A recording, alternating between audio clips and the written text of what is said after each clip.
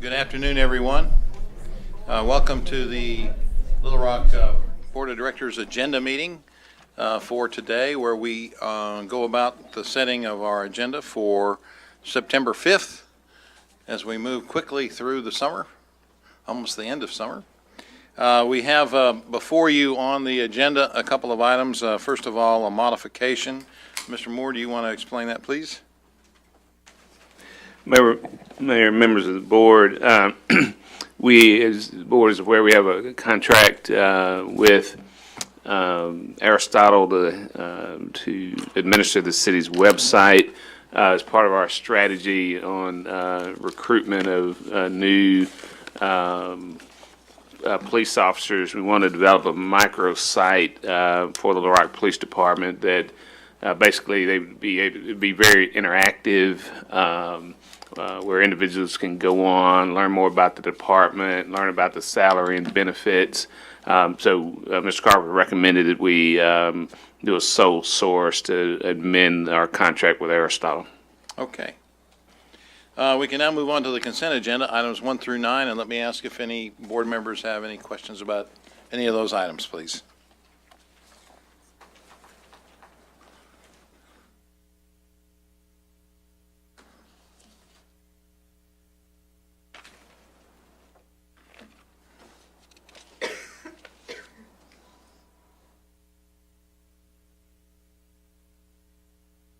I might mention to everyone that on item 5, the Dunbar-Gibbs Sidewalk Project is actually a transportation alternatives grant that we received from the Arkansas Department of Transportation.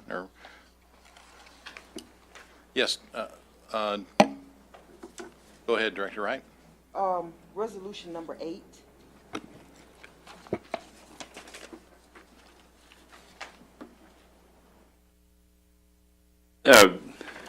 Director Wright, this is a resolution dealing with the Cowles Library downtown. As you know, they built a new parking deck, and when the original thought was that it was going to have retail. This still contemplates that, but this will also allow for some public space that the Cowles and the University of Arkansas Little Rock are partnering with. Is this anything we're putting any resources into? No, ma'am. Okay, thank you.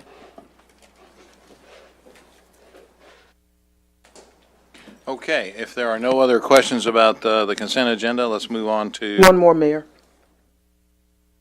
Number 9. What are the improvements, capital improvements at the port? Let me ask our Executive Director of the Port Authority, Mr. Day, to come forward. Brian? Didn't want him to get away without saying something. I was hoping I could do that. Thank you.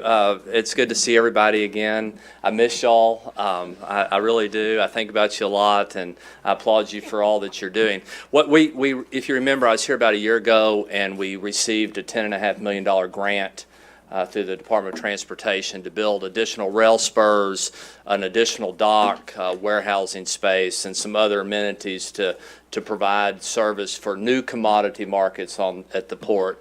And the bonds that we're issuing will help cover the match for that grant. Okay. And I'd be glad to answer any specific questions. Timeline, we hope to finish design by the end of the year, or construction in 2019. Oh, okay. This is the Tiger grant that the port received last year. Okay. No, okay. Thank you. I recall that. Thank you all. Thank you, Brian.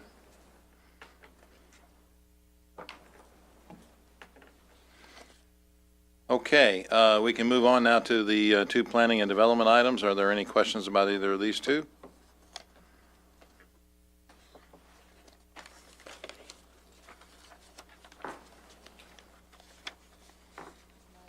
Oh, yes, go ahead, Director Weirich. Okay, thank you. I'd like to have a report on item 11. Let me ask Jamie Collins, our Planning Director, to come forward. Okay. Jamie?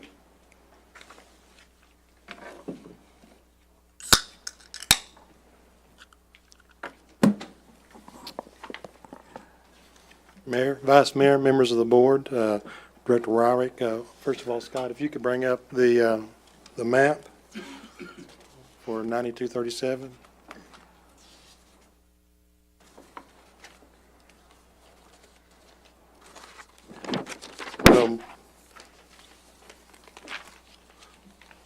This property is located at 1010 Interstate 30. It's on that access road down through there. It was an existing commercial back when it got annexed into the city. Since then, it's been, the building that was there was gone. It's pretty much just asphalt. So it's undeveloped to our current standards. And so when it got brought into the city, annexed in, it was come in as R2, so it's R2 zoning. What the applicant is proposing to build is a commercial facility for the sale of industrial tools, northern tools, on that property. So that's, and they're wanting to do some outdoor sales, some equipment. That's the C4 that allows that. And that zoning is, in that area, is C4 adjacent to it. The remnants that are residential is leftover remnants from that annexation. And in that area, it is getting rezoned to commercial use for that access road. Okay, is this a location where there used to be a service station and it was torn down, and then right next to it was a place where they sold swimming pools? This is the swimming pool place. Okay. I think the service station is directly to the west. It's that, if you see the little line, it's just directly to the west of that. And it's, that building is not there anymore too. That's kind of padded Right. out too. Right, okay, so it's to the east of where that is. Okay, that's what I thought, but I wanted to make sure. So that's all I needed. Thank you. Director Fortson, do you have a question? Yes, for as long as Mr. Collins is there. The next two items, a lot of confusion 2 weeks ago, 3 weeks ago, whenever we met about the lack of concurrence between the maps and what was written. Can you take us through exactly what this contains now, Jamie? Yes, so sir, we I can can. understand what we're looking at. Scott, if you could bring up the first on the LU 17-2401, the land use plan for everyone. Those, one of the questions where I think there was a little bit of confusion on some of the exhibits that was presented, in your paperwork from staff as on there, highlighting the areas. And so these are the two land use areas that they're looking to do on the land use plan. So if you kind of scroll down, the top, area 1 was at the top, area 2 is down there, location 2 from industrial to mining. Now this is the land use. The question was raised in the last meeting was, Scott, if you go back to where the zoning map of that same application was, so what was the underlying zoning? And what we did was we just highlighted the mining zoning, for that piece of property. So you can kind of see the question down at the bottom was, what was that going for? Your request was why you're going for the land use to mining. Well, the current zoning is mining, for that. Both of them are underlying. So what you're doing is you're taking a land use that is industrial, and they're requesting to change it to a land use that aligns with the current zoning of that property to mining. And that's actually where they're doing the mining, right? On this lower portion, is that right? Well, there's a small portion down there that they've done, but it's more north of the Doolin Road, I believe. So this hatched area, you're saying was already zoned for mining. That's And correct. you're just making the land use concurrent with what the zoning is. Yeah, what we do is when somebody applies for any type of change in the zoning or a use, then we ask them to, if the land use has changed, we ask them to align the land use with what they're wanting to zone it. And we do the same thing, not like every year, but we try to go through different areas of the city and try to align what the land use plan is, what the board has either approved on a conditional use or rezoning, to try to align it so we can kind of see how things are growing. So this talks about number 12, which is the land use plan amendment. Yes, that is number 12. And then, Concurrent with what's contained in number 13. Yeah, in 13, if you'll, let's go on to the zoning application, Scott. What we did, pick up the zoning maps, track 4 and 5 on that one.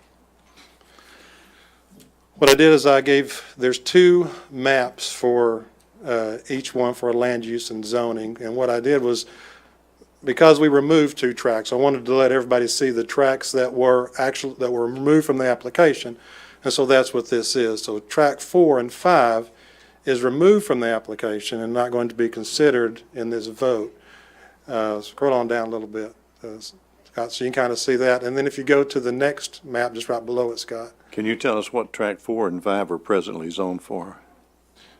Well, tract 5 is presently zoned for, zoom down a little bit, Scott. Make sure that's the zoning. It's the portion of it is residential, and a portion of it is mining. But that's unchanged and being removed from the. That's application unchanged, is now. being removed. It is not considered in this. If you go to the next map, Scott, go back to the, after removing, you'll see this is what is the application now. And it's all open space. And so we kept the track sequence in order, so you can see tracks 4 and 5 are out, and so there's a gap, and then it picks up in tracks 6 and 7. So if this is approved, for anyone to do anything in any of these tracks would require a zoning amendment request after this. Yes. Okay. That's all the questions I have.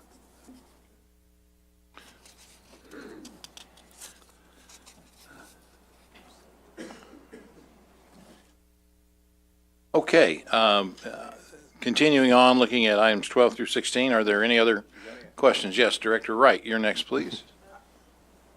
1 second. If it's about this, you can go ahead, Oh. because mine is not about this. Okay, go ahead, Director Pierce.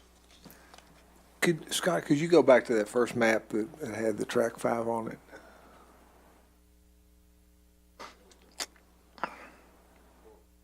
Right, that one. Yeah, that one.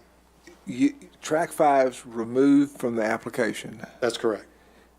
Tell me again what the underlying zoning for track 5 is right now. Right now, it's portion of it is residential. Let me verify. Looks like it's C3. Well, there's several portions. That C3 is a separate tract. That's not part of this.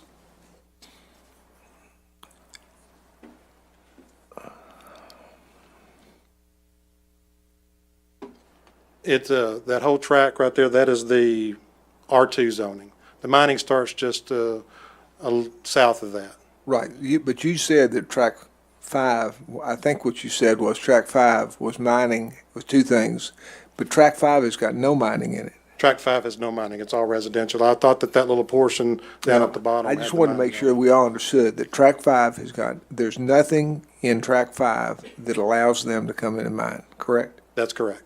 Okay, so there's not going to be in the record anywhere that says that we said at this meeting that track 5 had mining rights in it. There's no mining rights in that. Okay. And it's not, and it's removed from the application, so it's not Thank you. going through. But by right going forward, there's no mining in track 5. No mining in track 5. Okay, let me ask a question. Director Hendricks has a question about this same item. Go ahead, Director Hendricks. Thank you. What you just stated is, will this be, or is this in writing? Director Hendricks, if you pull your microphone over, please. Thank you. Will that actually be in writing? I hear you saying that verbally, but will that actually be in writing that there will be no mining in this area? Well, the application is to remove that section of their rezoning request. And so, they have stated they're not going to mine in that area. Yeah, I don't. But I think what she's asking is, where- in the record, that's what I was trying to get, that's when you said that track 5 had residential and mining in it. We want the record to say, as we move forward, track 5 under your understanding, is residential. That's correct. It's residential and no mining can happen. They would That's have what to. I'm asking, and I'd yeah. like to see that before next week. Okay. It doesn't have to, that's in there. It's right now. Director Hendricks, the ordinance is going to establish what the, I took care of it. Director Hendricks, the ordinance establishes what the proper uses are, so it's going to say, Answer him, he did the last one. okay, Director Compuris, the ordinance is going to say what the uses are, and then the map, not that map, but the overall zoning map is going to be on notice for everybody that they can't mine in that area. Right, but again, I just, I think it was, you were looking at something else when you said track five. Yeah, that was a. We just wanted to make sure that everybody knows in these two communities that if they ever want to mine there, they have to come here and get permission to do it. And that's all I care about.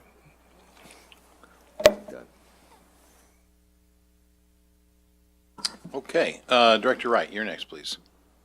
Yes, ordinance number 16, Mr. Moore, will you give us an explanation of this and the cost, total cost? Dr. Wright, about 3.5 years ago, you remember that this board voted to consolidate the old police pension fund with Lockby. At the time, the commitment was made that we would come back in 3 years to review, and we consolidated with a one-time $75 benefit increase. The commitment was made at that time to come back in 3 years. I formed a committee made up of retired officers and Director Adcock and Sarah Linehan. We engaged Jody Carrero to study a variety of various amounts, including a COLA, 1%, 2%, 3% COLA, but also, as we did, look at what it would be if we did a set amount benefit increase. So the committee met, went over the parameters with Ms. Carrero, and then he did his study. We came back about 3 weeks ago and presented the study to the committee, and it was a unanimous decision to recommend a $150 per month benefit increase for all the members. Also with the commitment to again review whether or not we could recommend a COLA in 3 years. So we made a commitment that we would review this every 3 years, but at this point we'd be recommending to the board that we would increase the retirees by $150 per month. Now, it says one time. Correct. But they get it every month going forward for the next 3 years. Their monthly increase. In other words, if you got $1,000 now, and you get $1,150 going forward. So why you have one time here then? It's a permanent increase. It's a permanent increase. That's misleading. Okay. To me, that's why I asked, because it said you're going to give me $150 per month, one time.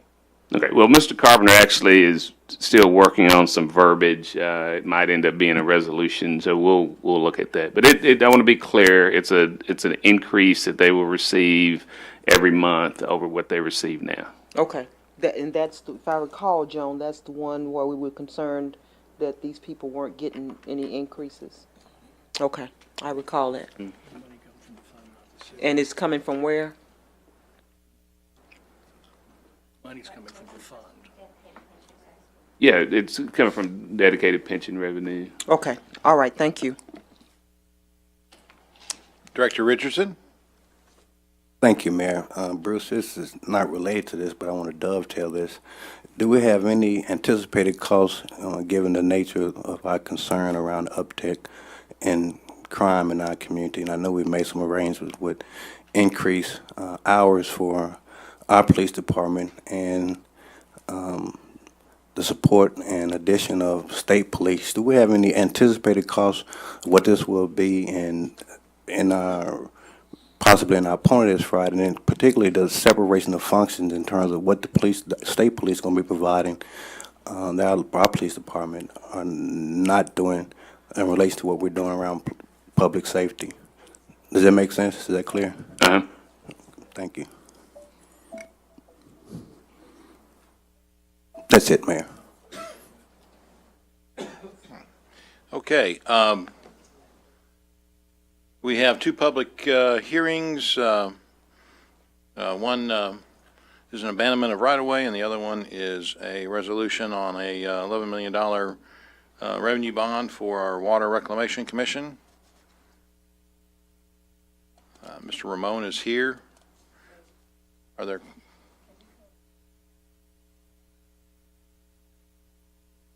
Yes, Director Wright? Can he, Mr. Ramon come and refresh, if not your mind, mine? Because this stuff. Good afternoon, Mayor, Vice Mayor, City Directors. I am asking for $11 million approval for revenue bonds. And the majority of this money is going to go to improvements to the Fush wastewater treatment plant. And this is the facility, it's at the port.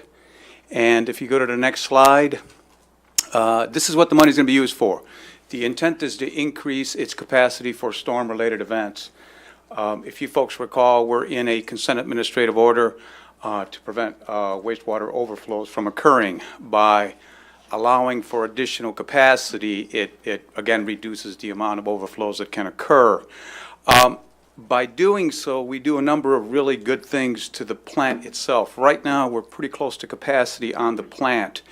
And by just a little more money, we're actually able to raise the capacity from 36 million gallons a day to 52 million gallons a day.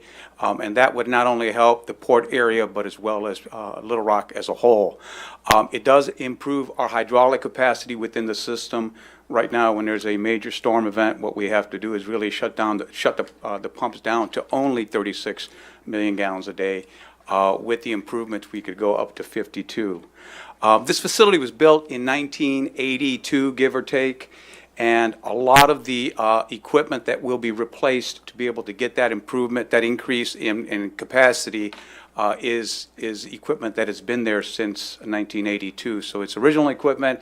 It's used up its useful life, and I think overall it really is a good thing altogether. Next slide, please.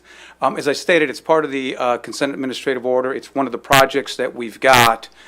It is within our 10-year financial plan, so this does not change our rate structure at all.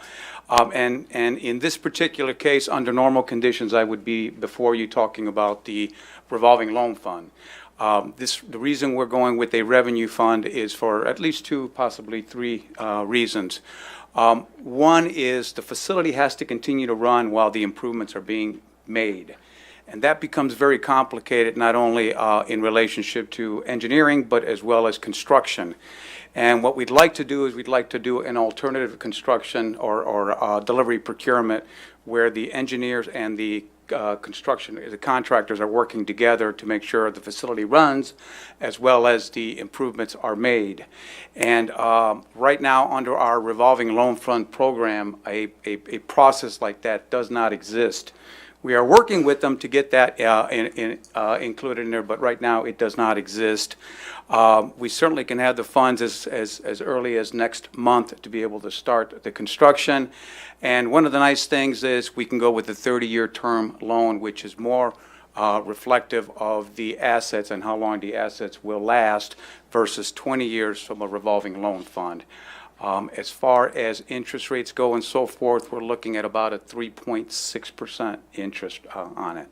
So that's what I have on the treatment facility, and that's what the majority of the funds would be going to. When you say consent administrative order, is this that Sierra? It is the Sierra So Club, this is a ma'am. Yes. continuation of us You got it. coming into compliance? Yes, and we have until the end of 2023 to come into compliance. And I can tell my constituents their bill's not gonna go up. Their bill will only go up based on the rate increases that you folks have already authorized. Already authorized? That's correct. All right, thank you. Very good. Thank you, Mr. Ramon. Good to see you again. Thank you.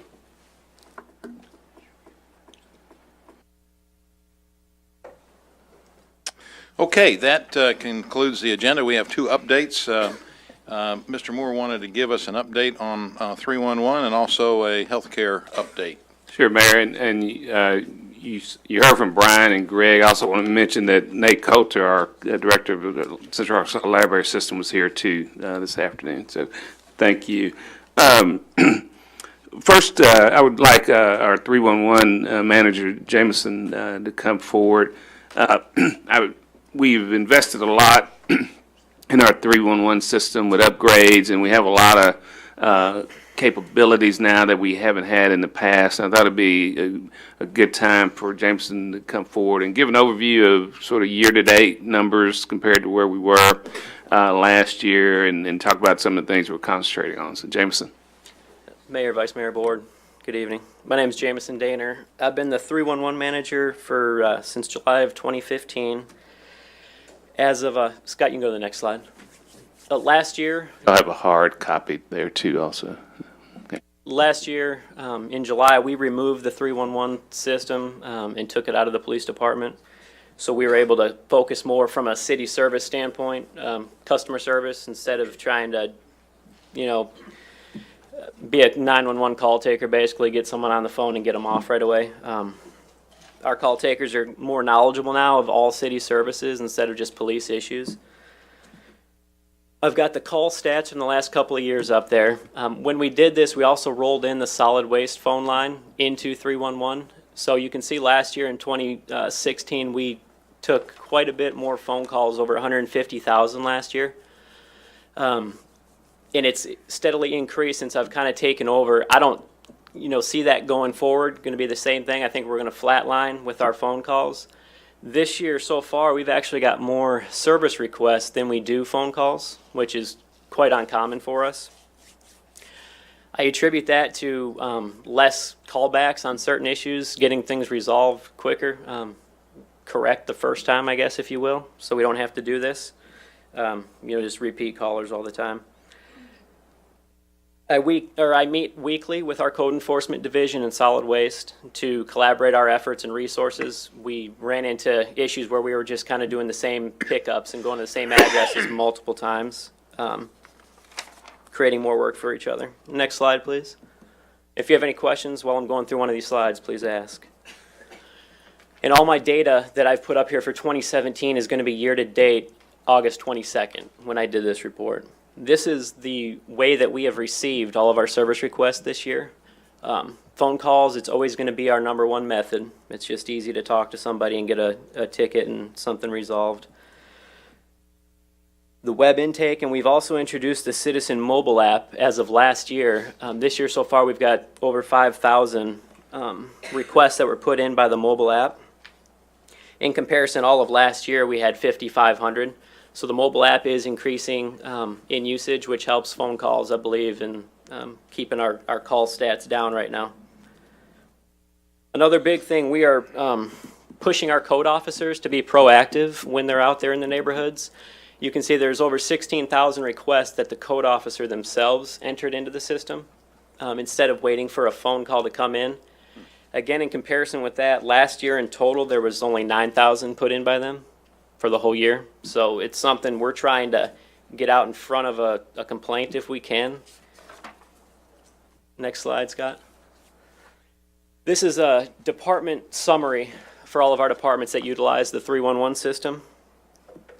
Public Works year in and year out is our number one. In 2016, they were about 77% of all the calls that get entered into the 311 system. And within that, it's solid waste. So those are our repeat calls and the department that does the most work throughout this city on a daily basis. Next slide. Here I've got, these are the top 4 code enforcement requests that we take every year pretty much. It's pretty consistent. I've got the 2016 in blue, and in green is going to be the 2017 year-to-date numbers. You can see, and this is in relation to the proactive approach we're trying to take with the officers, especially the high grass and the trash rubbish. Instead of going through, if you see it, report it type of a thing, and you can tell by the numbers. We're, 9,000 already for high grass and weeds lots throughout the city. Next slide. Is the blue an annual? Yeah, the blue was 2016, It's- all of it's last the year. entire year. And that's just So up to we're August 20. Substantial number more. It in is, terms of yeah. these, yeah. And in the next slide, you'll see, these are the code officers' requests are on the left. Those are the ones they've entered themselves. And then the right is what's been called into us or put in via the mobile app. So this is why we're seeing an increase in these numbers. They're actually getting out there and entering them into the system. Next slide. So we have the Citizen mobile app that any citizen can use to enter a request in. We are in the process of code enforcement. I guess you call it a workers app. They're going to be out in the field with a tablet. So when they see a piece of trash, they can turn it in for solid waste to pick up. When they see the high grass, they can turn it in immediately, issue notices while they're there, instead of having to take it back to the resource centers and do that there. It should increase efficiency, and I mean, we've already started to see it with how they've been turning in their own tickets, and I think this is going to help going forward. And they're in the final stages of testing this app now. Next slide. This is our street light outage requests. I did 2016 is going to be the whole year on the bottom, and then so far the top line, the green, is what we've received this year so far. And you can tell the last couple months we've had an uptick in tickets. Since the last time you had mentioned, we had several callers calling in about it. And so when we get these in, it emails directly to Entergy. And Entergy's just recently been sending back a monthly report on the ones they're taking care of. So if we have repeat callers, I have a way to at least check their list and then get in contact with Entergy if we need to. Last year, in 2016, there was a total of 1,402 streetlight tickets that came in. And this year so far, we're at about 1,125. Next slide. This slide here, we have two departments that do debris pickup, if you will. I'm not talking like the missed garbages or anything like that, but bulky items, furniture is going to be your top one that solid waste does in a year, and I broke it down by month. The bottom line is going to be our code enforcement department, who has a special project pickup crew as well for building materials, illegally dumped items throughout the city. Broke that down by month just to see how many pickups are being done throughout the year. Solid waste, they average, it's usually 29,000 to about 30,000 pickups a year. Next slide. And this is solid waste top 4 service requests here. On the left is going to be all of 2016 again. On the right is year-to-date 2017 up to August 22nd. So you can see on-call bulky item is our #1 pickup every single year in service request. And followed by knuckle boom, garbage cart, and missed garbage. And the knuckle boom, that's going to be large limb piles, something outside of our normal bags and containers weekly. Next slide. This is a breakdown of 2017 so far by ward on the bulky item pickups that we have done. I just wanted to throw up a statistic to distinguish how many are being done throughout the city.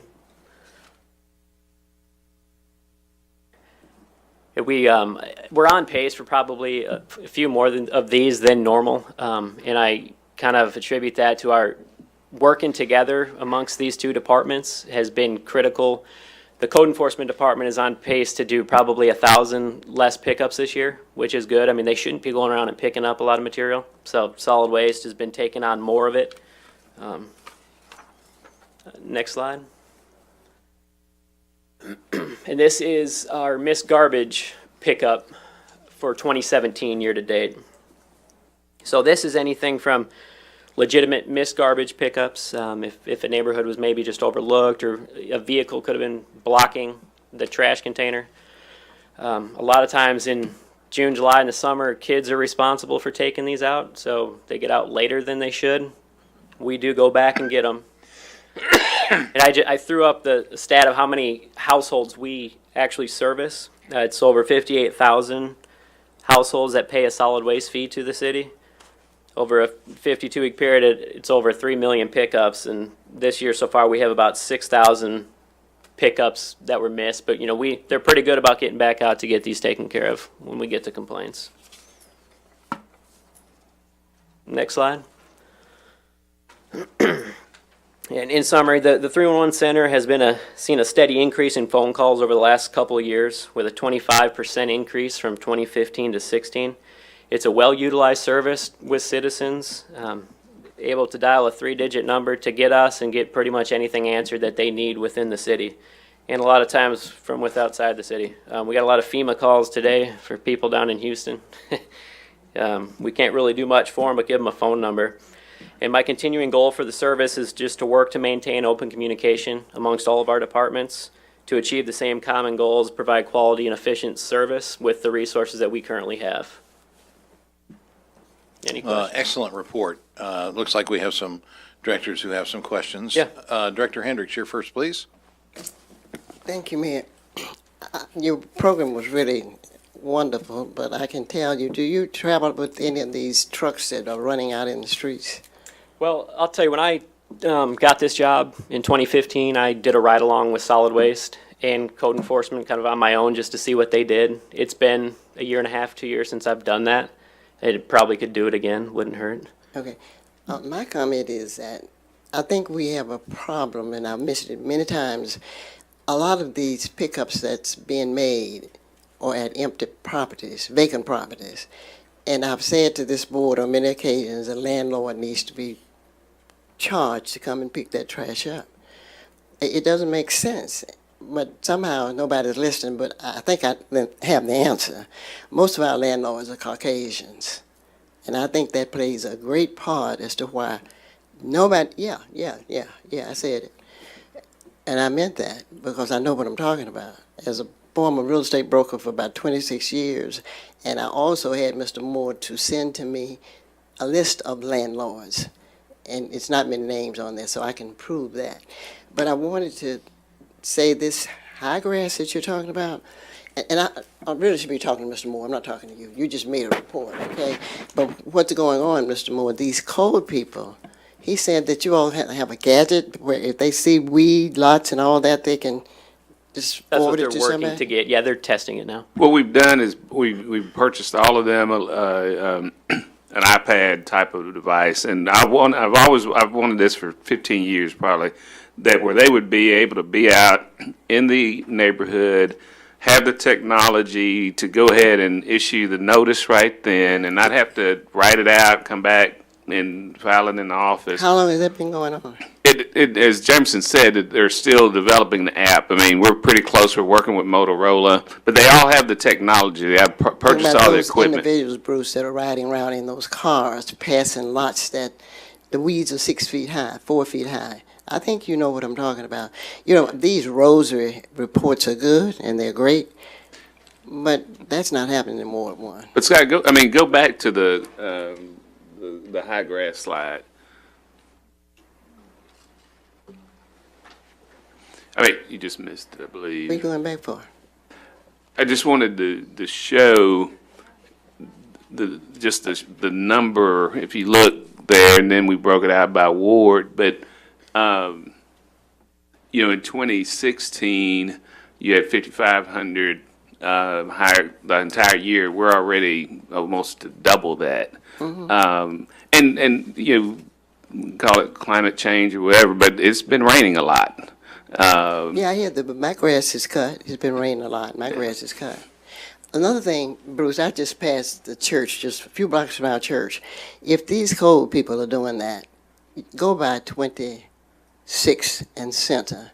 Those two properties have at least 5 to 6 just grown-up weeds have even covered the house. So somebody's not telling the truth, and it bothers me. I'm not talking about you, young man. I'm talking about staff. Go by there, Bruce. You know what I'm talking about. And you can just go all over Ward 1. And it's ridiculous. And, I just feel like being a ward director, I'm not going to sit here and be mum about it. And Mr. Moore, I would also, while we're on this may not be at the appropriate time, but I wish that if these people were paid more, we could keep somebody. You know, we look at all these other things where everybody's being paid a high dollar to do this and to do that. Please pay these people more. We don't even keep people that often. They But, leave. Dr. Hendricks, you would remember late last year, you were encouraging them to strike. No, that's and- two different set of people. No, this is the solid waste group. that's the group that I'm talking about does the this. code people. It's the code that's supposed to report that, isn't it? Code enforcement, also, obviously, and we do look at that, periodically as far as salaries and benefits. And I work very closely with the department and HR to look at, how we can do, increases when we can. This may be off the record, off mark, but I think that some people that work for the city that's doing almost nothing, making 30 and 40,000, and these garbage people and these people, they're not making enough money, Bruce. And I'm going to say it as long as I have breath.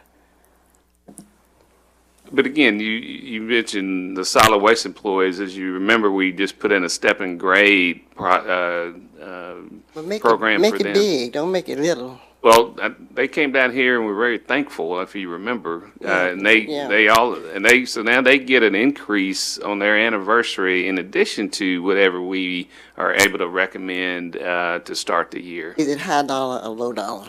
It's something they were very pleased with, Director Hendricks. Okay. I just, you had made a good report, but I wasn't impressed. Okay, Director Hines, you're next, please. Jameson and Bruce, I just want to tell you guys thanks for the code stat meetings. You came out and did them for the first time in the ward, and I think I actually learned some stuff about how 311 operates, and that helped me. So I appreciate you guys and your staff and for coming out and doing that. I think it's something we look forward Definitely. to. Thank you. Director Campuris? Two things. One, I thought you've got this well organized, and this might be a good time. One of the things we don't do very well as a city is we don't get our accomplishments out or tell people how to do things. And it would be interesting if we did a PR campaign saying, this is how you do things. When you do it, this is what the results can be. And use some of your slides. This is, if you report this, we have a better city. We've got it set up now. So it's just a suggestion. But Scott, could you go back to the street light slide, please? Street lights, unfortunately, are a complicated issue, as Mark knows. We own some, Energy owns some. Can you break down where the problems are and how you're addressing each one of the things? Because it is not as simple as this slide portrays it to be. No, it's not, and it's because of that. There's some downtown lights that the city will maintain, and there's also some POA lights that the POAs themselves handle in certain neighborhoods.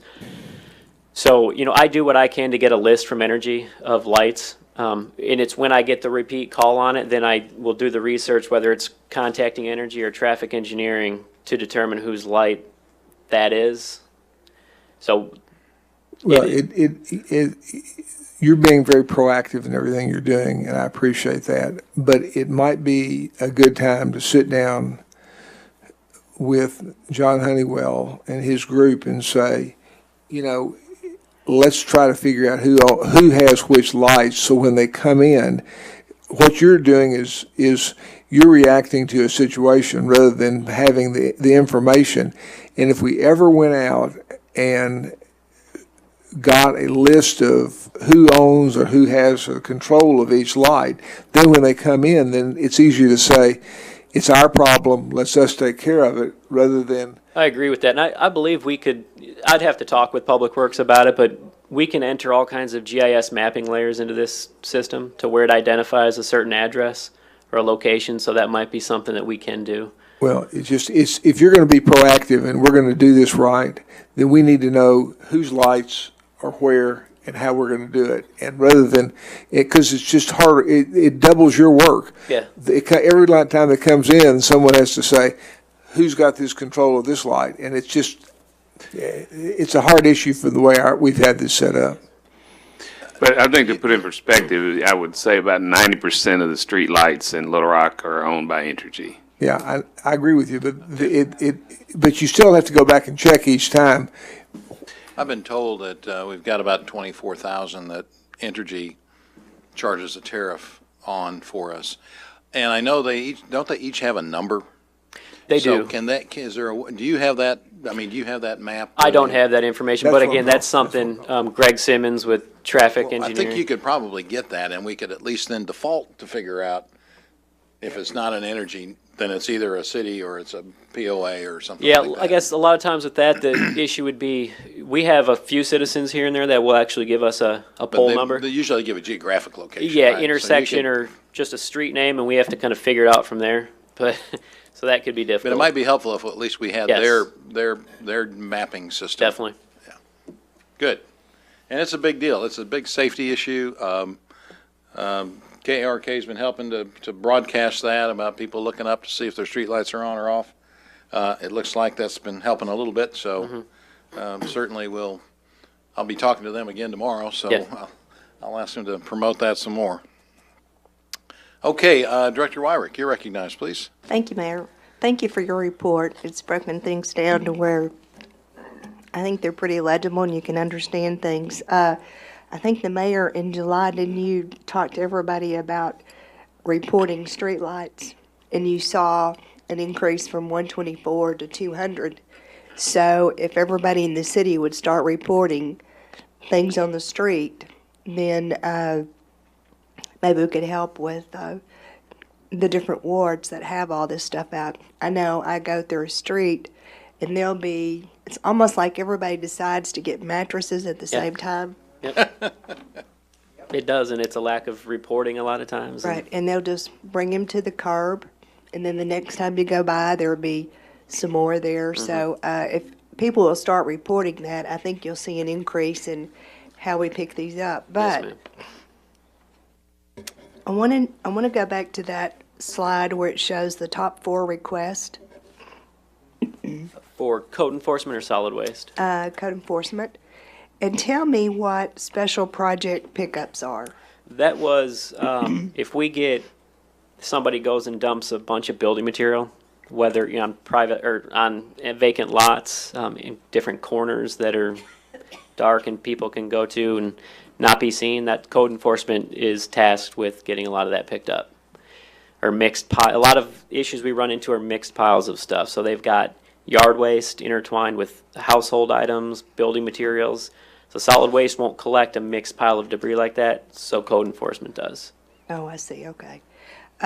So have you seen an increase in people calling and telling you that they're putting things out in the median for you to pick up? Yeah, that's just such a common request with us. If I had to say, it's probably almost every other phone call is debris pickup, which is great because people are calling it in. It's just, it's the rental properties that the landlords evict people and put it out, and it sits there, and we don't get a call until the neighbor finally does, Okay. and that's when it hits you guys. Would that be under special project pickup? That's still a bulky item pickup. Still bulky Yes, item? ma'am. Okay.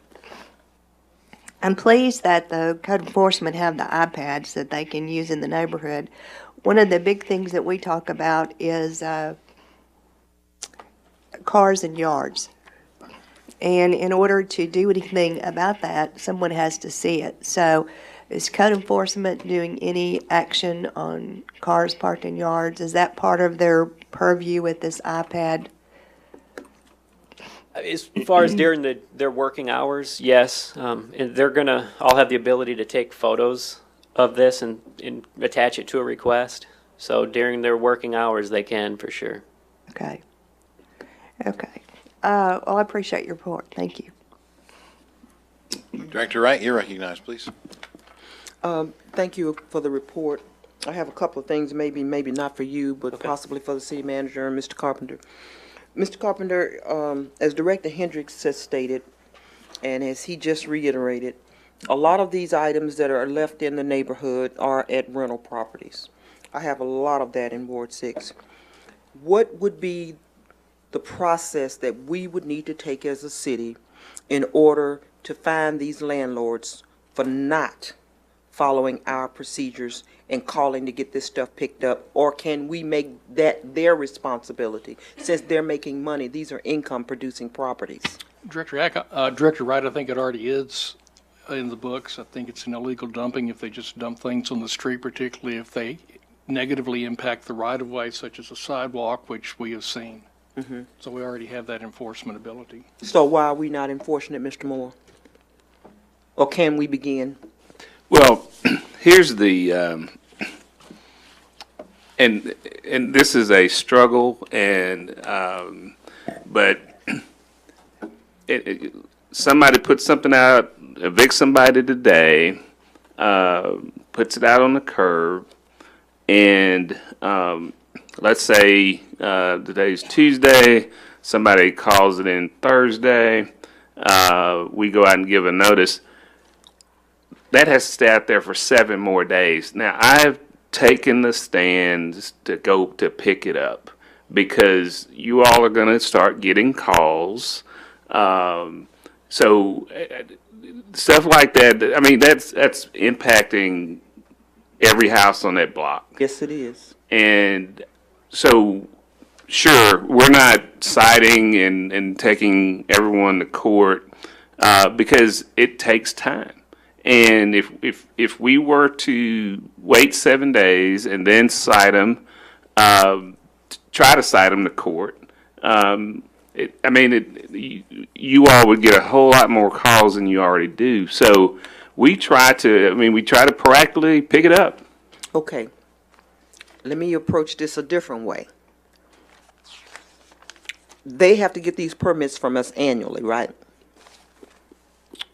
Depending on the number of multi-family units you have, I think it's 4 or more, yeah, correct. I'm talking rent houses. I'm not having any problem with apartments. My problem is rent houses. No, well, yeah, yes, It's ma'am. annual. Yeah, It's you an do. annual. Uh-huh. Okay. If they have violations that we can attach to the license that they have from us, can we not fine them and make them pay there? Is there not something we can do with that regard, Mr. Carpenter? I don't know. Director Wright, I don't know off the top of my head the answer to that question. The licenses we give, the permits we give are essentially business licenses. They are limited to being revenue matters and not regulatory matters, but I'm not sure if we can or not. I'm making a note on that very point. Please make a note, because we have to have some way to make these people be accountable. They're not living next door to this stuff. And I have constituents that are tired of looking at this stuff. This is a continual problem. Now, Mr. Moore, is there an association or that these people are a part of? I know we have a Realtors Association, or is there anybody that represents people that own rental property? There's no formal organization or anybody that we can go to and say, look, this is what we need your people to be doing? I know there's a multifamily type of association, but I'm not sure if there's a rental property director. I got shaking her head. I'm not. There is?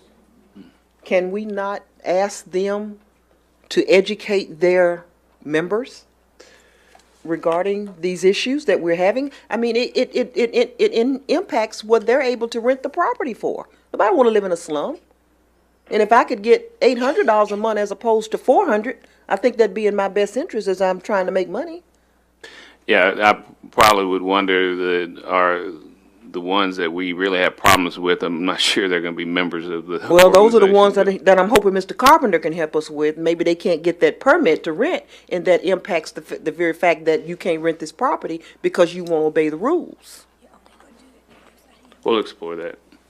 I'd appreciate it.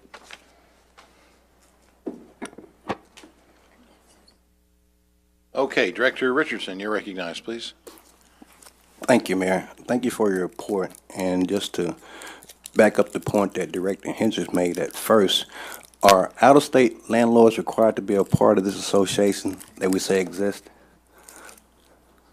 Tom, Bruce, and it seems like we have a lot of out-of-state landlords Is there a way we can get some kind of breakdown of these properties that we have repeated complaints about, those who live in the state and those who don't live in the state? Because it seems to me like this is clearly a public safety initiative or issue, because a lot of problems we have with when we're not able to establish community norms, they make those communities susceptible to public safety issues. And we all know, some of us know, that kids do well when families do well when communities do well. And we keep having repeated tenants in and out, that it's hard to establish some community norms for us to guide those communities. And that's a public safety issue.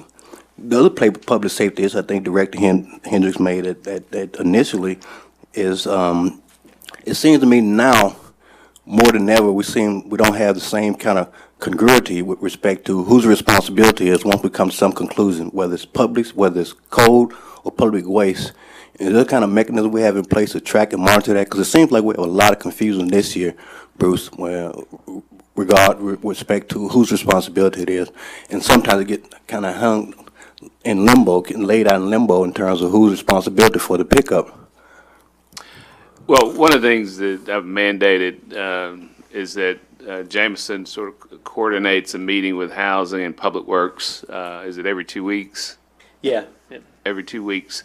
And it's with the management of both departments to talk about these type of issues. One of the problems we were having was that I'd said just pick the stuff up. Right. And so when solid waste every morning, their truck would have a list of addresses to go pick up. Well, they get out there and it's already picked up. And so we've tried to do a better job of if the code staff gets the report or picks it up, then on a daily basis they're reporting to Public Works. Here's the addresses that we were able to pick up. So that is, I think that's helped a lot, Jameson. If you want to elaborate a little bit. Yeah, and we are. The focus is to lay it out who picks up what. Right. And from where, whether it's a vacant property or not. And that's what we've been working towards. Example, yard waste or limb piles and stuff on a vacant lot. Sometimes solid waste thought they weren't picking it up, but they are picking that up. It's not something code enforcement should be going to do. So it needs to get picked up quicker than waiting for code enforcement. So those are issues we're working through. Actually, I think this lends itself to BJ's questions about how we identify special projects. I think you made a question about that. The reason why it seems to be a public safety issue and a community development issue, it seems like we have a lot more. Go to the slide where you say we're going to have a decrease in, I don't know if it was code enforcement or public waste, solid waste. With the code enforcement pickups on that last one, Scott. It was one slide, I don't remember, I apologize, I don't know which one it was, but you said this year we're going to have a decrease in pickups. In the special project ones for code enforcement, so meaning the building material and the mixed piles of stuff, stuff that codes was maybe picking up before on vacant lots, Yes. limbs, we're not, solid waste is picking that up. Well, it seems to me, Bruce, James, that it seems to me that when we have a higher concentration in certain wards, we have a higher concentration in condemnation of properties, vacant and unsafe properties, which lends itself to a high concentration in certain wards of demolitions. And I think it doesn't seem to me like we have a lot of, use this word again, congruity with respect to how we're moving forward as a city with this issue, which I know we all understand is a very, very critical issue for our cities as a whole, regardless of what ward is happening in. So, Bruce, I don't know if we have some kind of mechanism in place to kind of meet. I don't know if we do, if we can, is it on a regular basis? If not, can we establish something like that without increasing the workload of staff? I'm sorry, maybe I didn't understand the question. It seems to me like when we have these questions about whether it's classified as solid waste or code, or we seem to have in a lot of these areas where we have a higher concentration in all these areas in certain wards, and those certain wards seem to have a higher concentration or a higher number of properties declared vacant and unsafe, and we have a higher concentration of demolition properties in certain wards. So it doesn't seem like, we have some kind of consistent basis throughout everything we're talking about on how to move forward. Yeah, and that's why I mentioned that, I have John and Ronnie and Victor and Ed and all of the key staff, Warren, Roosevelt, in these sessions to really talk about not only who's responsible, but getting the stuff up. And that's real important to me, and they know it. And what we're trying to, and one of the reasons we have the app, you saw we've had over 5,000 inquiries on the app. I think that's great. We're going to continue to push that. But it is a coordination effort, and like I said, we're together every 2 weeks to make sure that everybody knows their responsibilities. And I agree. I want to And- say I'm sorry, one go more ahead. thing too. With the code enforcement requests, you've seen an uptick of them putting their own calls in. When they get this new mobile app, the goal is to put in debris pickup as well. So even if it's something for solid waste to pick up, code enforcement or a city staff will enter it. It's just more eyes on the street instead of waiting for something to be called into us. Got you. And Bruce, I agree with you. The responsibility of who's going to pick it up is probably secondary to the issue of getting it picked up. I mean, that's what we want to do, is make sure we get it picked up. But I think we have these little secondary issues with respect to whose responsibility it is. But I agree with you. The issue is who's responsible for it. And I think confusion in that category may lend itself to an increase of debris and as Director Hendricks said, overgrown grass, but debris, garbage, items, bulky items, mattresses, or whatever we want to identify them as. But I think that kind of confusion. But I agree with you that the ultimate thing we want to do and what we wanted to get at and move forward with is picking it up. And I'll give you just one more example in this area. So they have their list of addresses they get every morning. They go to an address and they pick it up, and 2 houses down, which isn't on the list, Right. but there's something out there. Well, I've said pick it up, and so then they've got to. And some of it really is just going back at the end of the day and recording that it was picked up, and I would say some of that doesn't happen on a daily basis. So it's still in the system like it hadn't been picked up, but it's already been picked up. So. Yes, sir. Got you. Thank you for your report. Excellent job. Director Hendricks, you're recognized, please. I want to thank you, young man, for your report, but that does not keep me from having my complaints and concerns, okay? Yes, Good ma'am. report. What I wanted to say I like what Director Wright was saying to Tom. Tom doesn't really decide basically on what we vote on as board members. Tom is from what I understand, Tom is an attorney. So it's left up to us sitting up here to listen to what's being said about this community, and particularly wards 1, 2, and 6, which are predominantly black. I love to talk about it. People don't like to talk about it. But that is the main problem. And I can say, I want to ask you one thing before you leave, young man. When calls come in about trash, there's a difference in trash. There's one for, there are 2 different departments. So when they call in and say, I've got trash, does that operator ask them what kind of trash? Definitely. Could it be refrigerators, or do they just, because No. that seemed to be the problem. Well, yeah, we asked because it could be 2 different pickups or 3 just for solid waste, whether it's a refrigerator, because appliances are separate, or furniture and household items, or tree limbs. So the operator will ask that individual? Yes, because otherwise it wastes our solid waste department's time going out there when it's a building material pile, let's say, that they do not pick up. And the reason why I ask you is because that hasn't been happening. The calls come in, it just seems like they just come in to pick up this instead of refrigerators or stoves. But I still go back to the thing that this board needs to get busy and to present an ordinance to to Tom. Changes need to be made, and I'm not afraid to say it.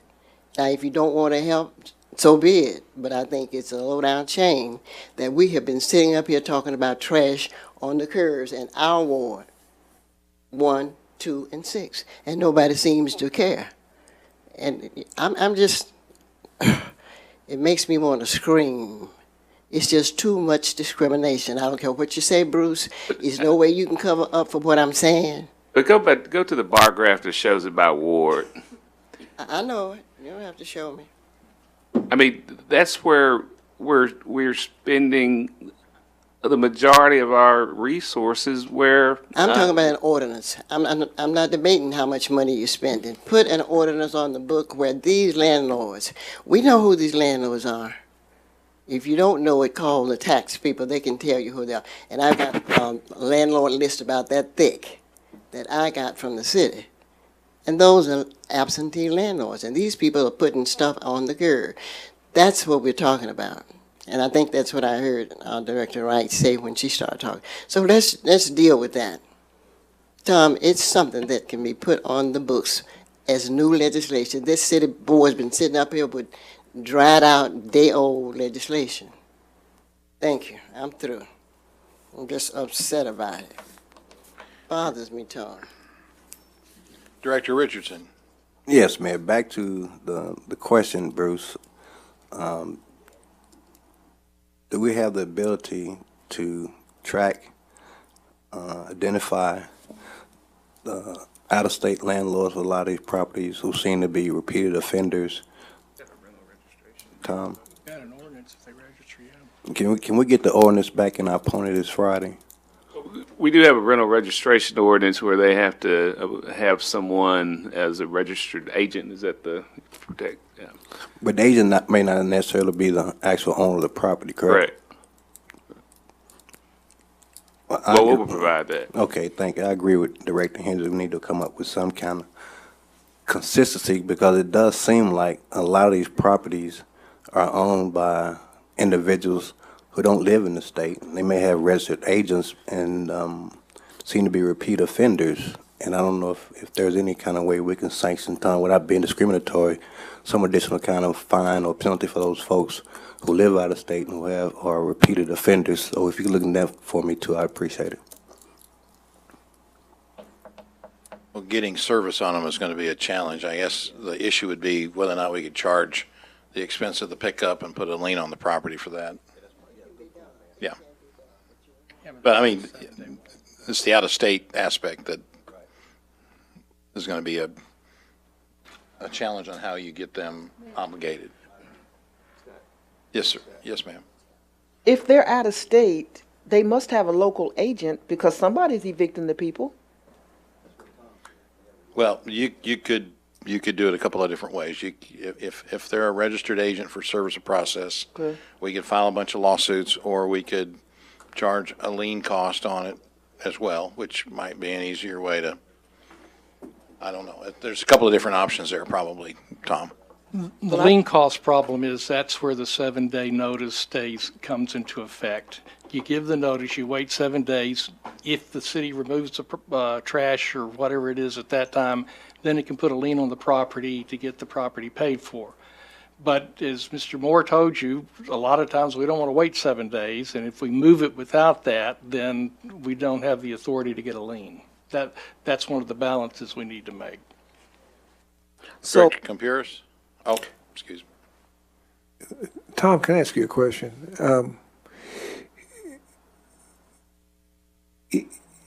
Obviously, we want to take care of this problem, but it's a resource issue.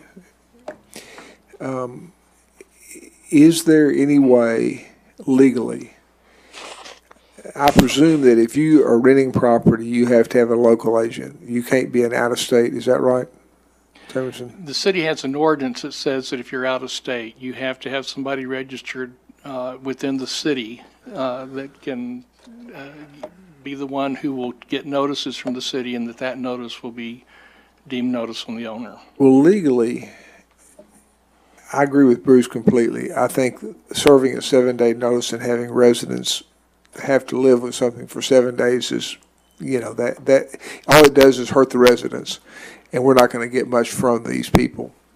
I mean, it's not. But what happens if we got a documentation some way of photographing what was there, and is there any way of assigning that to a home? I mean, is there any way that if you say that at 10 Buttermilk Lane, I don't know if there's a Buttermilk Lane in Little Rock, hopefully there's not, but I think so. that there's a pile of trash out front, Is there any way of ascribing that to that house? Sure.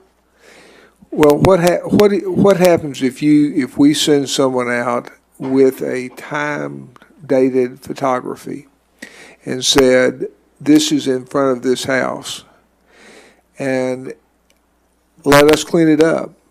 And instead of, we can go through the legal process and move through it in an exponential fashion, but start listing in the paper, weekly, monthly, XPY agent has got 10 houses and they're making Little Rock look worse, and publicize in the paper who the people are and the agents or the people that own the houses, rather than, I mean, the fines are not going to encumber them. It hasn't yet. It's a cumbersome process. It doesn't work very well. So maybe public humiliation is a way of starting to say to people, if you're going to be a registered agent, that we're going to just say, this house has, you've taken this stuff out, you put it on the curb, and we're going to take a photograph of it, and we're going to, now it may expose us to a lawsuit saying that we defamed Well, I was just someone. going to say that I would strongly encourage you not to do something like this for purposes of humiliation. However, the concept of fulfilling the police powers to keep the city safe for its residents is something you can certainly That's really pursue. what I was thinking about. That's exactly what I was thinking about. I'm sure that's the words that came out of my mouth. But there has to be some way of saying to people, if you do this, we're going to start noting that this is a public safety issue, that you're perpetrating something that's not in the public safety. So then you're doing two pursuits. You're exposing people, hopefully, as you said before, as people learn about it, you have things, the calls go down, and we start saying to people, if you're going to be the agent for this home or this apartment complex or whatever, and this is the way you're going to treat the city, we're going to at least acknowledge in the paper that this is what you're doing. Director Compuris, one thing that's come out of the conversation today, and I have to go back, the 7 days is a statutory provision. So I have to go back and look at that. But the concept of distinguishing between 7 days' notice to a private property owner to mow their lawn, for example, and 7 days to a commercial property owner to not dump their trash in the street may be enough of a distinction that we could have an ordinance that says that if the property is for rent and this is done at a rental property, then we can remove it immediately and we'll fine you, and that will include the cost of removal and the fine. And we don't have to worry about whether getting a lien on the property is more difficult that way, but, Well, I'm just trying to think outside the box. I think saying that people are creating a public nuisance and a public health issues by doing this, public safety issues, as Ken said, that the way to do it is just to document it legally with some sort of digital camera that's got time and date on it, and say, we're going to remove it, as Bruce said. I mean, why should people suffer because we have to wait 7 days to get something done?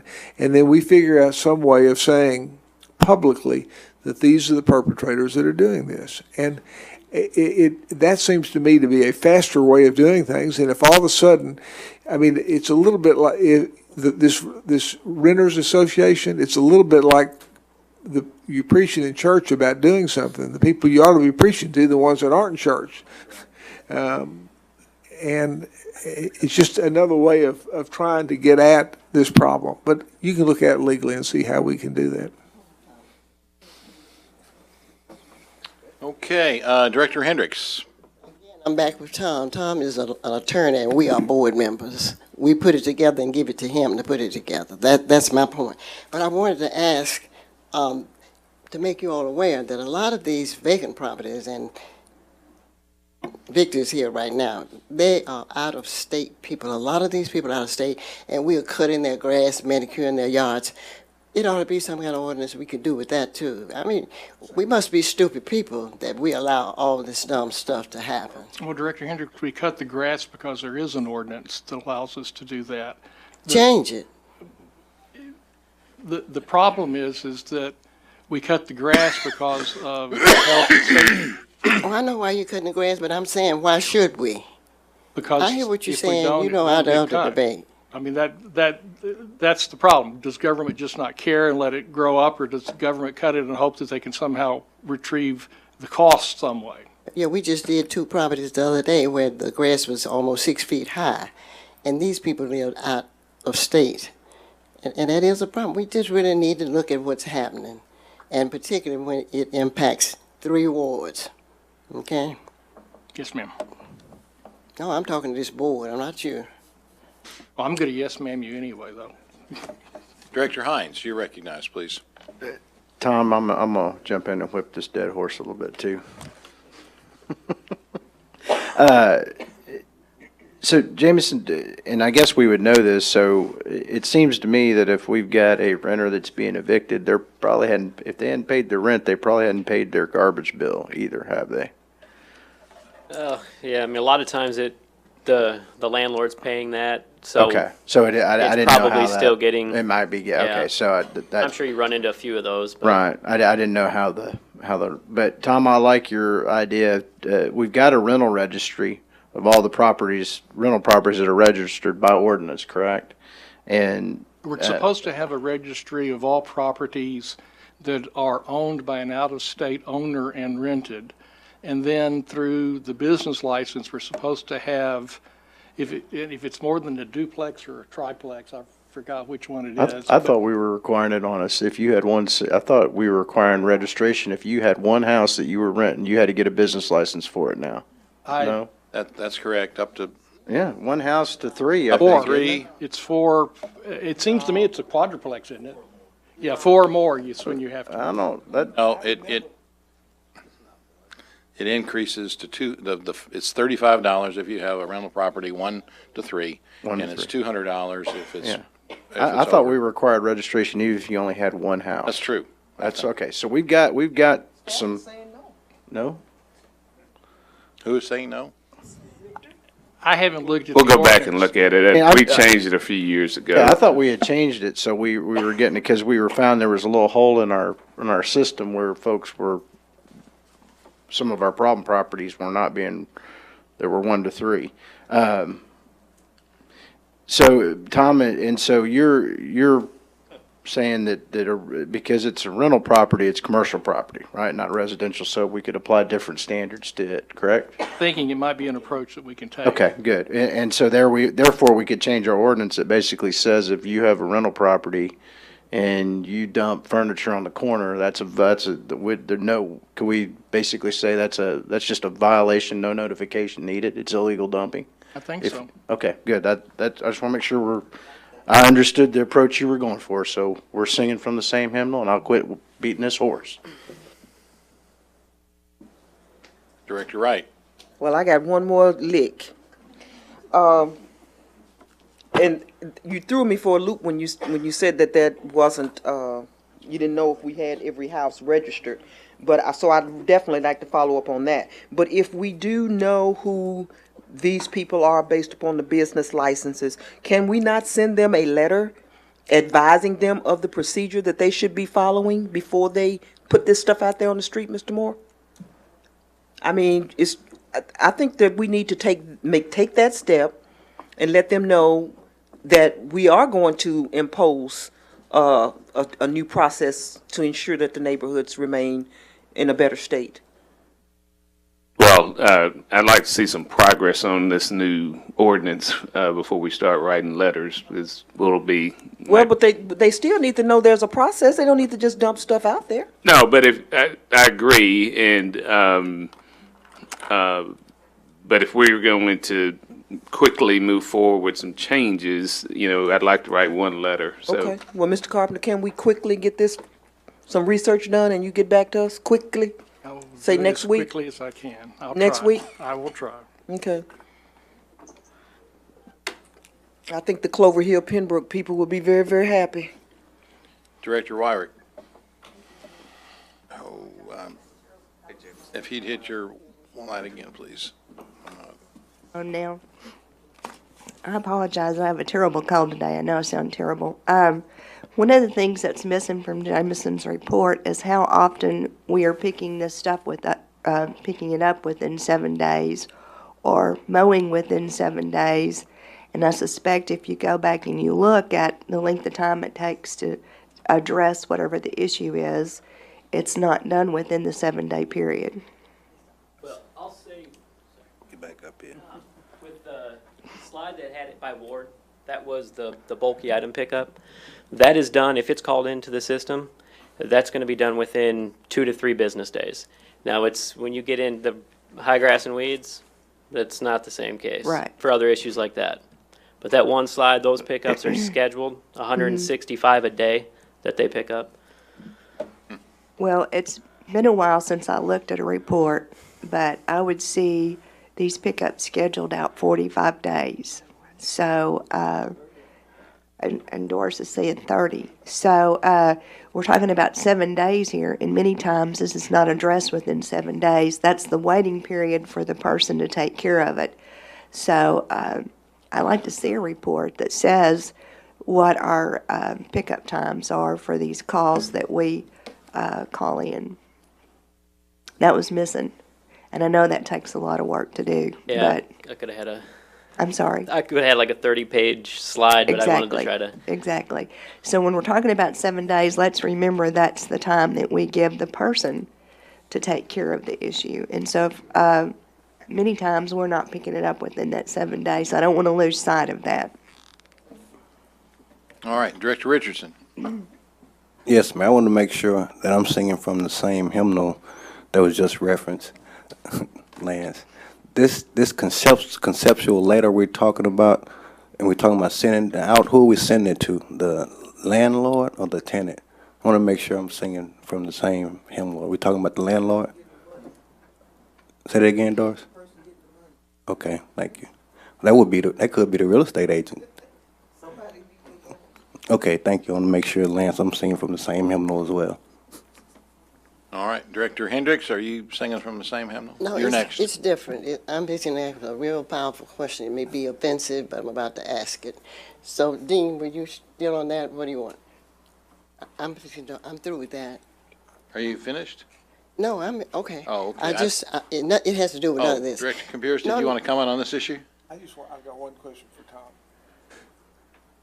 Tom, legally, if you're have a rent house, someone is evicted, the property is left in the rent house, who's legally responsible for the property if the person is evicted and they're not available anymore? Director Campuris, the answer to that question is going to depend upon the lease agreement and what the parties have agreed upon. The most general rule is that possession is 9/10 of the law. So it looks like it belonged to the owner of the property as opposed to the rentor, but different people deal with it in different ways. One of the things that happened in the last year is that the state's eviction criminal statute has been stricken, at least in one circuit court here in Pulaski County, so nobody's getting the criminal evictions anymore.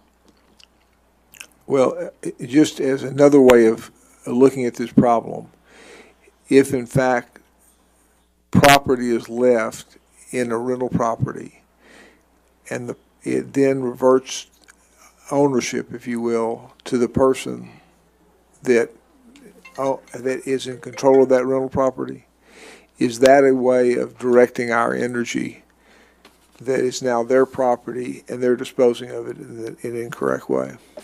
Director Campuris, I don't think that I would even want the city to worry about ownership. I think I would want the city to worry about who has dumped trash in front of property that they own. And whose property it is really isn't our concern. We want to be in the position where what has been left out to be picked up is abandoned property, and that's what we're taking away. As opposed to saying ownership is here or ownership is there, and then suddenly creating notice requirements for the city to come get your property. Well, and that's a fine way of looking at it, but it seems if you have a trail of, I either own or am the agent for a rental property, things are left there, so they're now mine, and I'm now committing the violation by putting it out on the street, then seems to be an easier trail to say, it's your responsibility for getting rid of it. It's not a city matter. It is, I want to caution you, though, that the agent for out-of-state owners is only for taking the process. It's not for overcoming any ordinance violation that's there. And that's where what the mayor said earlier was very true. It's like that song, Alice's Restaurant. Governors really don't spend a whole lot of time with extradition proceedings for trash in front of a yard. Well, but then it may be for the next legislative session, an issue that we need to figure out how to make it, at least in Little Rock, if you're the agent for a home, that you're responsible for these issues. And if you do that, they're suddenly going to become much more concerned about what happens. May I ask a question of the board, since I'm going to be doing this other work quickly, hopefully within a week? What is it? There has been some recent case law in which the business licenses of a certain city for rental properties was increased based upon the demand upon local services. That includes police and fire, which is something the mayor's been talking about for some period of time. And it required, if the basic charge was $100 to rent property, and then you have a certain demand upon the city's resources, there is an additional amount that's charged for that. And then the most recent case I read had a deal where if a property, or if an owner, not just a specific property, had 5 of those charges within a 1-year period of time, they were not permitted to rent the next year. Now, I don't know if we can do that under the state law, and I have to look at it, but before I look at it, is it even worth looking at? That's my question. Well, My light's on. if they were not permitted to rent, then you've got houses, assuming you could uphold that, you're going to have houses vacant, and that's certainly not, in my opinion, very good for the neighborhood, regardless to how you want to try and fix this problem. I mean, the same way that we deal with vacant and abandoned houses and the fiduciary obligation that owners have to maintain their property, where we hold even lending institutions who own the paper on these things, it would seem to me that if, however a person vacates a home, whether they're evicted or whether they leave and it's abandoned, somebody put the trash out on the front. And they've got, the owner has got an obligation to maintain their property. So it's really a notice question, and then how do you get, you either file a lawsuit, you file a lien, or you go pick it up and then charge it back to them. And perhaps you do it based on the cost is added every year to their privilege license that they have relative to their ability to continue to rent property, and you just tag that on there. Tom, I think that's maybe a more productive way to approach this issue, and you might want to look at that as a possibility as well. Okay, I think we've exhausted that issue. Director Hendricks, go ahead, please. I don't know where to start, but I think I'll start with you as mayor. I have asked Mr. Moore and James Jones on several occasions I know what Bruce's role is, but I'm concerned about what does James do as an assistant manager. In fact, I sent him a personal email. He did not respond. I've sent it to Bruce on a couple of times. They act like they're scared to tell me something. Now, Bruce is overworked. I know Bruce is overworked, and the reason why, because I know I call him even at night. I send him emails all day concerning the things that's going on in Ward 1. Bruce can't take it. Now, if I need to talk to you private, then I'll do that about what is James Jones' role. I think that's a proper question for the city manager. I've asked, well, why didn't he tell me? Director Hendricks, Why didn't you tell me when I asked you 5 times? there are, usually it's an email with a lot of other questions, and James shared the email yesterday, and I'm going to send you a copy of his job description. It's pretty very clear what his responsibilities are. Because I knew what the young fellow that went to the Port Authority, I knew what his was, so I knew when to call him for that rather than bugging you all the time. You ought to get tired of me emailing you and calling you at home, because I'll do it. That's my job. That's fine. No, your job is overloaded. Okay? Okay, Mr. Moore, you want to give us a healthcare update? Mayor, members of the board, as we had agreed, we were going to do a quarterly update on healthcare. Our proposals are due next week, but let me ask Tom Kane, who's our consultant with Stevens Inc., to come give a brief update. Tom?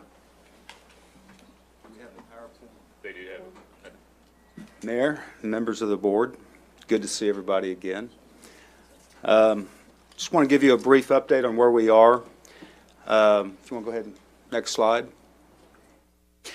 So about a month ago, United Healthcare, at our request, delivered an initial renewal for 2018 of 15.3%, and that's on all the plans that we currently offer the employees. I have to tell you that working with the city and reviewing the underwriting assumptions that United Healthcare had made, we strongly disagree. And we shared that with them and told them that if that doesn't get better through the RFP process, then that might be a problem for them. The RFP does close this Friday, so I can't share with you everything because I don't know everything at this point. We have confirmed in conversations with a few carriers that will be responding to the fully insured, which is good because that'll give us more leverage with United Healthcare.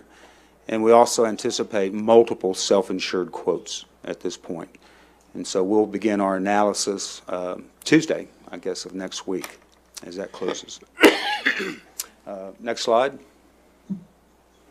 I did want to kind of give you an idea of how we're looking at this point. If you remember, 2016, we ended the year with a loss ratio well in excess of 100%.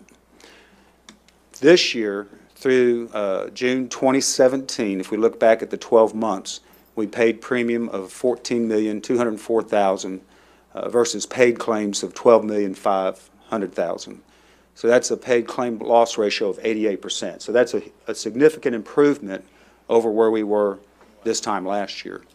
But if you look at the first 6 months of 2017, because if you remember, we made significant changes to the benefits and premium structure going into this year. Paid premium of $7.5 million versus claims of $5.8 million for a paid claim loss ratio of 76%. We did have 2 large claims, and it's my understanding those claims are still active, but hopefully they won't get much larger. So where we are now is in a much better position than where we were a year ago. I think 2016 was a unique year in that there was a lot of pent-up demand that we saw. If you go back and look, 2016, January had a losing loss ratio, and we never caught up. So we were underwater in 2016 from the very beginning. This year, we're looking much better. The RFP closes Friday afternoon. We're very eager to see what those numbers look like, and we'll be reporting back to the city manager next week. And if anybody has any questions. Director Compures. Tom, just for curiosity, how can United Health say they want to increase 15% when our ratio is going down steadily? So United Healthcare, and one of the things I disagree with them, Director Compures, is they want to include the utilization from 2016 in this calculation. But that's not fair.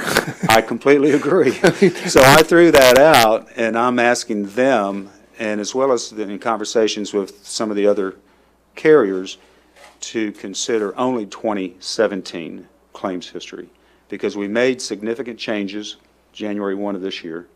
And also, we had that issue in 2016 that I think it's not fair to hold that against the city. Well, I agree with you. And are you getting, can you go back to that, the slide right before that, Scott?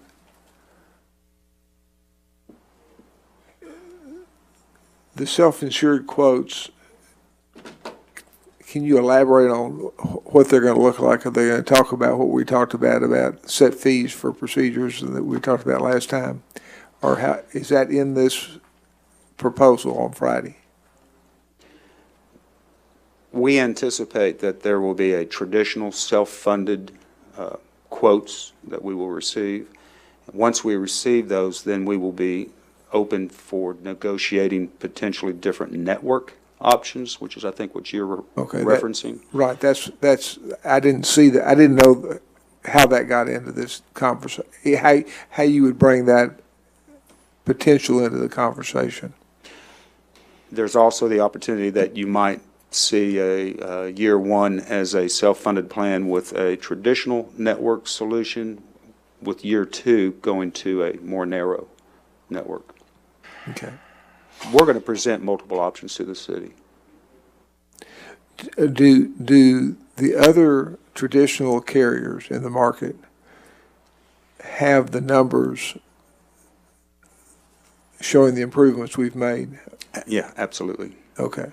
I mean, those are pretty, either somebody, you've done a good job, the city's done a good job, someone's done a good job of bringing our claims ratio down. I mean, that's a pretty striking thing to be well over 100% underwater to start with in 16 and down to that at 77% now. I would love to take credit for it, but I'm sorry I can't. Bruce, you've done a good job then, because that's a heck of a, that's a remarkable reversal. Yeah, I appreciate it. It's been a team effort, but one of the things that Tom told us, even in 16, there was really a very small number. I think it was 10 to 12 that really drove that number, that increase. So that's and those are our challenges, and that's why these plans have been very good for our employees. Yeah, we have fewer large claims this year than we did in 2016. Tom, just for reference sake, what was the percentage increase in the premium between 2016 and 2017? City Manager, I think we started somewhere around 40%. Ended up down in around 20, or even 12. It was 12. I'm sorry. So it was a 12% increase. But we made benefit adjustments to get to that lower. It's about a I remember. $1.2 We million made substantial increase. We made substantial benefit changes, and then so we had a 12% increase for 17, and we'll see what this results in. We will. Okay, very good. Thank you. Okay, thank you.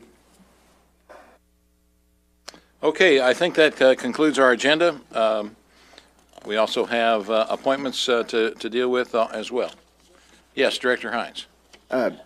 Bruce, I'm looking at this letter from Centers for Youth and Families. Looks like you received it yesterday. So I'm to understand that they, based when we started going into negotiations for their contract, that what they had proposed, their I guess their ramp up was going to take longer than we felt necessary, or No, I think it had more to do with as we got into negotiations, and really this is a very non-traditional type of work, and as they had continuing dialogue, I think they realized that their initial proposal was probably going to be more clinical than we were looking for, more outside the clinical and really one-on-one intervention type, and that's really not their forte. Right. Okay, thanks. Just want to clarify. Okay. Thank you all for being here. We're finished. So do you still plan to